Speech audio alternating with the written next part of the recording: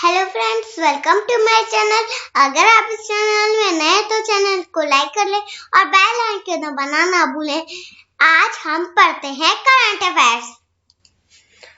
तो आज है 28 दिसंबर। 28 दिसंबर से जितने भी करंट अफेयर्स बनेंगी वो हम आज की वीडियो में चर्चा करेंगे।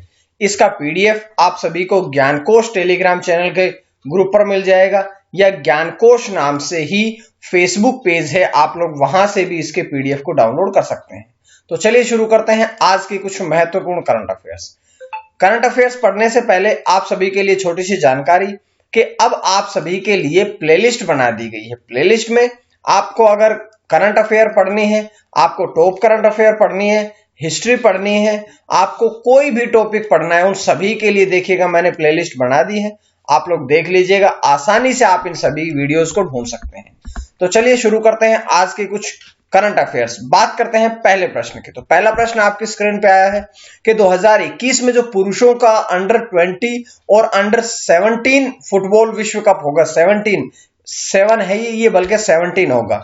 तो 17 जो फुटबॉल विश्व कप टूर्नामेंट होगा ये रद्द करने की घोषणा कर दी गई है। लेकिन ये रद्द करने की जो घोषणा है वो किसके द्वारा करी गई है? तो ये घोषणा करी गई है, यहां पर देखिएगा 4 ऑप्शन है, ये घोषणा करी गई है फीफा के द्वारा, यानी कि जो आपका ऑप्शन बी रहेगा वो आपका ऑप्शन सही रहेगा। अब फीफा ने अगले वर्ष कोरोना वायरस को ध्यान में रखते हुए जो अगले वर्ष अंडर 20 और अंडर 17 फुटबॉल कप होगा उसको रद्द कर दिया गया। अब क्या कारण है, क्या बातें हैं, पूरी पढ़ते हैं। कारण क्या रहा कि कोरोना वायरस महामारी पूरे विश्व स्तर तक फैल चुकी है। इसी बीमारी ने महामारी का रूप ले लिया है और इन्हीं सब बातों को ध्यान में रखते हुए अब ये अंडर 20 और अंडर 17 फुटबॉल विश्व कप रद्द किए गए हैं। इसके साथ साथ एक घोषणा और भी करी गई है कि जो 2023 का संस्करण होगा इसकी मेजबानी अंडर 20 की तो करेगा इंडोनेशिया और अंडर 17 की मेजबानी जो है वो करेगा पेरू। तो ये साथ साथ में एक और घोषणा करी गई है। अब ये घोषणा करी है फीफा ने। तो फीफा के बारे में हम कुछ बातें पढ़ते हैं। जैसे कि बात करें सबसे पहले तो फीफा की फुल फॉर्म होती है federation international day football association. बात करते हैं इसके अध्यक्ष की। तो इसके अध्यक्ष है जियानी इन्फेंटिनो जो हैं वे वर्तमान में फीफा के अध्यक्ष हैं। बात करते हैं फीफा की स्थापना कब हुई थी? तो फीफा की स्थापना हुई थी 21 मई 1904 में। उसके पश्चात एक और प्रश्न यहां से आता है कि फीफा का मुख्यालय, क्योंकि आपने देखा होगा बहुत बार आपसे फीफा के मुख्यालय के बारे में संबंधित प्रश्न आपके एग्जाम में पूछे जा चुके हैं। तो इसका मुख्यालय है ज्यूरिख कहां है? स्विट्जरलैंड में है। तो ये सारी जानकारियां हमने पढ़ी है इस पहले प्रश्न से। उसके बाद बढ़ते हैं अगले प्रश्न की तरफ। अगला प्रश्न है कि अटल बिहारी वाजपेयी की 18 फीट की प्रतिमा का अनावरण किसके द्वारा किया गया? तो अटल बिहारी वाजपेयी जो कि देश के पूर्व प्रधानमंत्री रह चुके हैं, 3 बार प्रधानमंत्री बने थे, एक बार पूरे कार्यकाल के लिए, एक बार मात्र 13 दिन के लिए और एक बार लगभग 1 वर्ष के लिए बने थे। तो अब उनकी 18 फीट की प्रतिमा का अनावरण किसके द्वारा किया गया है? यह किया गया है जयराम ठाकुर के द्वारा, यानी कि जो यहां पर ऑप्शन डी में लिखा है वो आपका आंसर सही रहेगा। जयराम ठाकुर जो हैं वे एचपी यानी कि हिमाचल प्रदेश के मुख्यमंत्री हैं। तो थोड़ी जानकारी और पढ़ते हैं इसके बारे में। जैसे कि देखिएगा, हिमाचल प्रदेश के मुख्यमंत्री जयराम ठाकुर ने अब अटल बिहारी वाजपेयी की 18 फुट की प्रतिमा का अनावरण किया है। कहां पर है ये? यह है शिमला के ऐतिहासिक रिज पर। शिमला जो है वो हिमाचल प्रदेश की राजधानी भी है और हिमाचल प्रदेश की राजधानी शिमला के ही ऐतिहासिक रिज पार्क में इसका उद्घाटन किया गया है। अब ये अटल बिहारी वाजपेयी की 96वीं जयंती के अवसर पर यह अनावरण की गई है। 25 दिसंबर को उनकी 96वीं जयंती थी। इसके उपलक्ष्य में ये जो मूर्ति है इसका अनावरण किया गया, इस प्रतिमा का अनावरण किया गया है। उसके बाद मैं आपको एक बात और बता रहा हूं कि जो 25 दिसंबर का जो दिन आया था, मैंने आपको बताया था उस दिन भी ये सारी जानकारियां दी थी कि 25 दिसंबर का जो दिन है वो अटल बिहारी वाजपेयी की स्मृति में ही उसे सुशासन दिवस के रूप में भी मनाया जाता है। अब हम बात कर लेते हैं कि ये जो प्रतिमा है इसमें अनुमानित लागत कितनी आई है। तो इसकी अनुमानित जो लागत है वो है 1.08 करोड़ रुपए।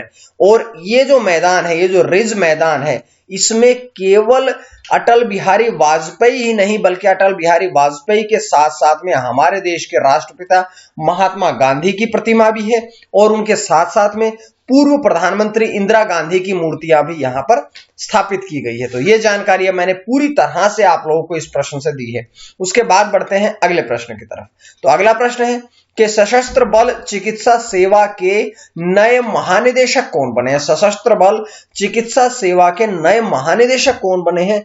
तो अब नए महानिदेशक बने हैं रजत दत्ता, यानी कि आपका जो ऑप्शन ए है वो सही रहेगा। रजत दत्ता जो हैं वे अब सशस्त्र बल चिकित्सा सेवा के नए महानिदेशक बने हैं। और बात कर लेते हैं कि यहां पर देखिएगा अनूप बनर्जी जो लिखा है, अनूप बनर्जी का स्थान लिया है अब रजत दत्ता ने, यानी कि अनूप बनर्जी के स्थान पर जो नई नियुक्ति हुई है वो हुई है रजत दत्ता के रूप में। तो बात करते हैं इस प्रश्न से थोड़ी और जानकारी है।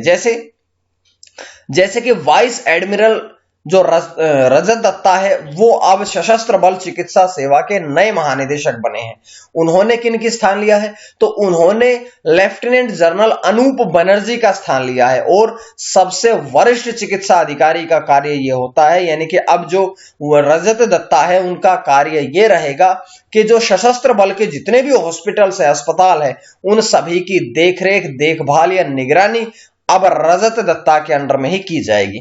अब मैं आपसे एक छोटी सी बात और बताता हूं। देखिएगा, सशस्त्र बल की बात हुई है तो सशस्त्र बल के बारे में हम पढ़ते हैं, थोड़ी सी जानकारी है। जैसे भारतीय सशस्त्र सेनाओं की बात करें तो यह सेनाएं जो हैं वो देश के प्रत्येक भाग की सुरक्षा करने के लिए उत्तरदायी होती हैं। भारतीय सशस्त्र सेनाओं के जो सर्वोच्च कमान किसके पास होती है, बहुत बार प्रश्न पूछा जाता है एग्जाम में। तो सबसे जो सर्वोच्च कमान है वो भारत के राष्ट्रपति के पास में होती है। और इसके साथ साथ में भारतीय सेना के जो प्रमुख कमांडर हैं वो भी कौन है, भारत के राष्ट्रपति होते हैं। यहां से थोड़ी जानकारी और भी आती है कि सेवा शाखाएं, जो भारतीय सशस्त्र सेनाएं हैं उनकी कितनी शाखाएं हैं, 3 शाखाएं हैं। कौन कौन सी, सबसे पहले थल सेना, दूसरी वायुसेना और तीसरी नौसेना। ये 3 शाखाएं हैं और तीनों का जो मुख्यालय है वो है नई दिल्ली में। एक बात है कि कमांडर इन चीफ की बात करें तो देश का राष्ट्रपति कमांडर इन चीफ होता है और वर्तमान में कमांडर इन चीफ कौन है, तो रामनाथ कोविंद, क्योंकि वे वर्तमान में भारत के राष्ट्रपति हैं। यहां से एक प्रश्न और भी आता है कि रक्षा मंत्री कौन है, तो देश के रक्षा मंत्री जो है वो है राजनाथ सिंह। देखिएगा, बहुत सी जानकारियां मैंने आपको इस प्रश्न से दी है। इसी प्रकार से मैं आप लोगों को करंट अफेयर पढ़ा रहा हूं। तो अगर आपको ये करंट अफेयर पसंद आती है, आप शेयर करें, लाइक करें, कमेंट करके बताएं। अब तो मैं फोटोज ऐड करने लगा हूं, तो आप लोग जरूर अपने कमेंट्स के माध्यम से मुझ तक बात पहुंचाएं, शेयर करें, अपनी बातों को दोस्तों तक पहुंचाएं ये बातें, ताकि हमें भी थोड़ा मोटिवेशन मिलता रहे। आगे बात करता हूं मैं। अगला एक जागरूकता अभियान चलाया गया जिसका नाम है catch the rain. Catch the rain नामक जागरूकता अभियान किसके द्वारा चलाया गया है, तो कैच द रेन जो जागरूकता अभियान है ये चलाया गया है राष्ट्रीय जल मिशन के द्वारा, यानी कि जो ऑप्शन बी है इसके द्वारा, राष्ट्रीय जल मिशन के द्वारा अब कैच द रेन जागरूकता अभियान चलाया गया है। बात करते हैं थोड़ी और इस प्रश्न के बारे में। जैसे कि इस अभियान का मुख्य उद्देश्य क्या है, तो इस अभियान का मुख्य उद्देश्य है कि जो वर्षा का पानी है, वर्षा का जो जल है, इसकी संचय, उसको एकत्र करना, उसके संचय की तरफ लोगों को रुझान बढ़ाना, लोगों को जागरूक करना उसके प्रति कि जो वर्षा का पानी आता है उसको एकत्र करके रखना, क्योंकि विश्व में मात्र 1 से 2% पानी ही पीने योग्य है। बात करते हैं कि ये अभियान जो है ये दिसंबर 2020 से मार्च 2021 के मध्य तक चलाया जाएगा। तो आगामी 3 महीनों तक ये जो अभियान है ये जारी रहेगा। बात करते हैं अगले प्रश्न की। अगला प्रश्न है कि पुलिस की पाठशाला नामक कार्यक्रम किसके द्वारा शुरू किया गया है। तो अब एक नया कार्यक्रम शुरू किया गया है जिसका नाम है पुलिस की पाठशाला।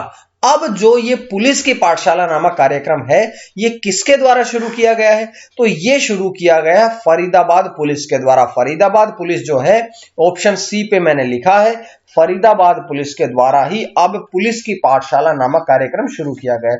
फरीदाबाद जो है वो हरियाणा राज्य में पड़ता है। इसके बारे में थोड़ी और जानकारियां हम अगली स्लाइड में पढ़ते हैं। जैसे कि हम बात करें कि फरीदाबाद पुलिस हरियाणा द्वारा यह कार्यक्रम शुरू किया गया है, जिसका मुख्य उद्देश्य है कि पुलिस के बारे में जो युवाओं की धारणा है, इस धारणा को, पुलिस की जो नेगेटिव और डरात्मक जो धारणा बनती जा रही है, इस धारणा को बदलना, परिवर्तन करना ही पुलिस की पाठशाला नामक कार्यक्रम का मुख्य उद्देश्य है। बात करते हैं कि ये इस कार्यक्रम के द्वारा क्या होगा कि यह छात्रों को ऑनलाइन टेस्ट के माध्यम से अपनी ताकत खोजने में और अपने कैरियर की योजना बनाने में भी मदद करेगा। तो ये जानकारियां थी यहां से, लेकिन पुलिस के बारे में, हरियाणा पुलिस के बारे में हमने नहीं पढ़ा है, क्योंकि हरियाणा पुलिस के अंतर्गत आता है ये फरीदाबाद। तो हरियाणा पुलिस के बारे में पढ़ते हैं। हरियाणा पुलिस की स्थापना कब हुई थी?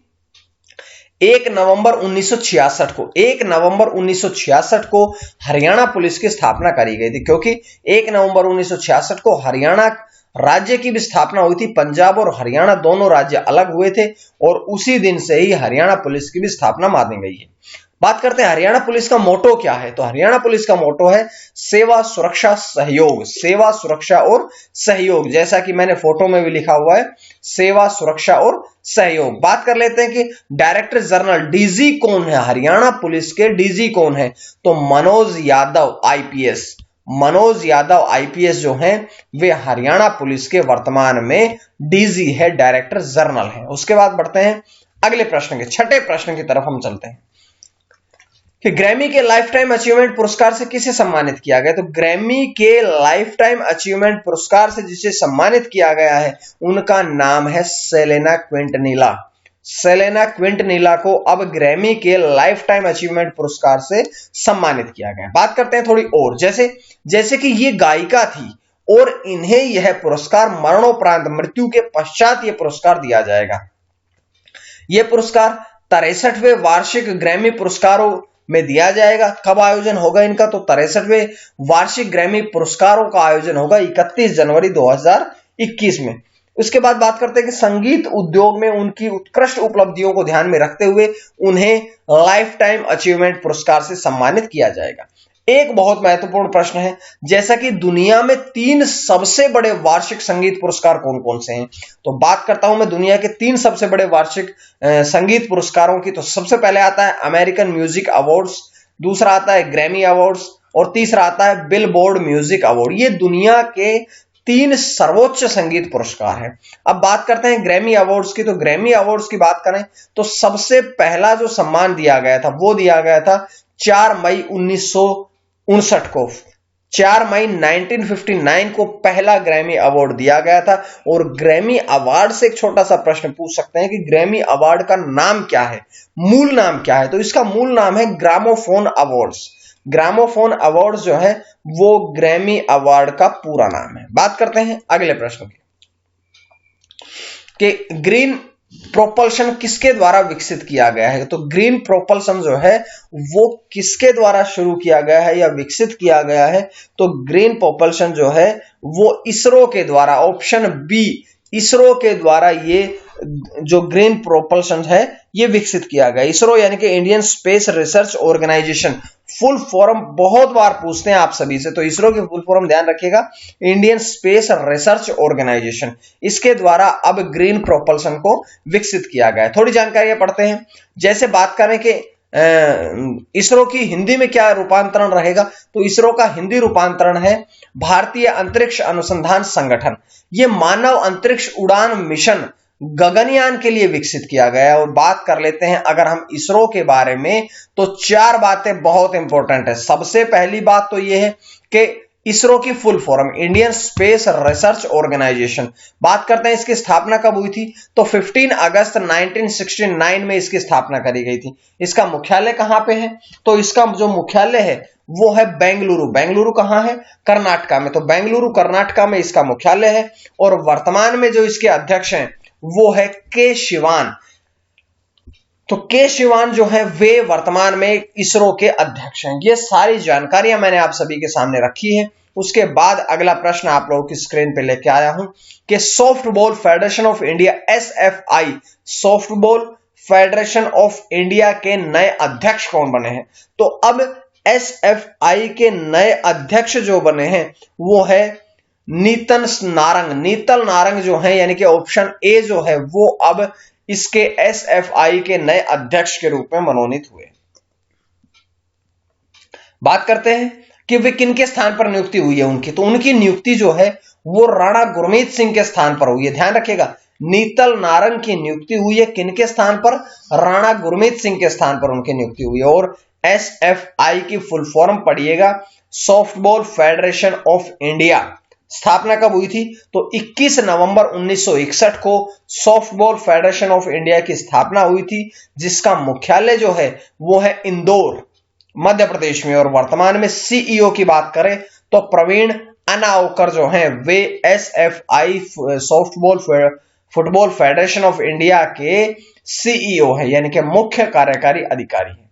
बात करते हैं आज के 9वें प्रश्न की तरफ कि ओडिशा के नए मुख्य सचिव कौन बने हैं? ओडिशा के नए मुख्य सचिव कौन बने हैं? तो अब सुरेश चंद्र महापात्र जो है, जो कि ऑप्शन डी में लिखे हुए हैं, सुरेश चंद्र महापात्र जो हैं वे ओडिशा के नए मुख्य सचिव बने हैं। बात कर लेते हैं कि उन्होंने राणा गुरमीत सिंह का स्थान लिया है। और एक छोटी सी जानकारी और बात यहां से पढ़ता हूं कि छोटी सी जानकारी यह है कि अब सुरेश चंद्र महापात्र जो हैं वो ओडिशा के नए मुख्य सचिव बने हैं। यहां से बात करते हैं कि ओडिशा के जो नए मुख्य सचिव बने हैं सुरेश चंद्र महापात्र, वे 1986 बैच के IAS अधिकारी, 1986 बैच के IAS अधिकारी सुरेश चंद्र महापात्र को अब ओडिशा का नया मुख्य सचिव बनाया गया है। उनकी नियुक्ति किनके स्थान पर करी गई है? तो असित कुमार त्रिपाठी के स्थान पर उनकी नियुक्ति की गई। असित कुमार त्रिपाठी के स्थान पर अब सुरेश चंद्र महापात्र जो हैं वे ओडिशा के नए मुख्य सचिव बने हैं। उसके बाद आज का अंतिम प्रश्न आप लोगों की स्क्रीन पे आता है। PR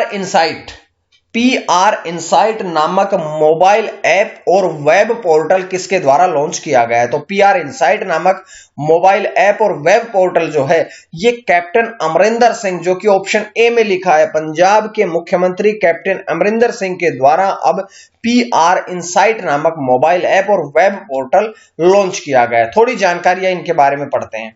बात करें कि इसका उद्देश्य क्या है, तो जो पंजाब के मुख्यमंत्री कैप्टन अमरिंदर सिंह द्वारा जो लॉन्च किया गया है PR इनसाइट ऐप, इसका मुख्य उद्देश्य यह है कि नागरिक केंद्रित सेवाओं की डिलीवरी में सुधार करना, कि लोगों को आसानी से सभी सेवाएं प्राप्त हो सके, यही बस इसका मुख्य उद्देश्य है।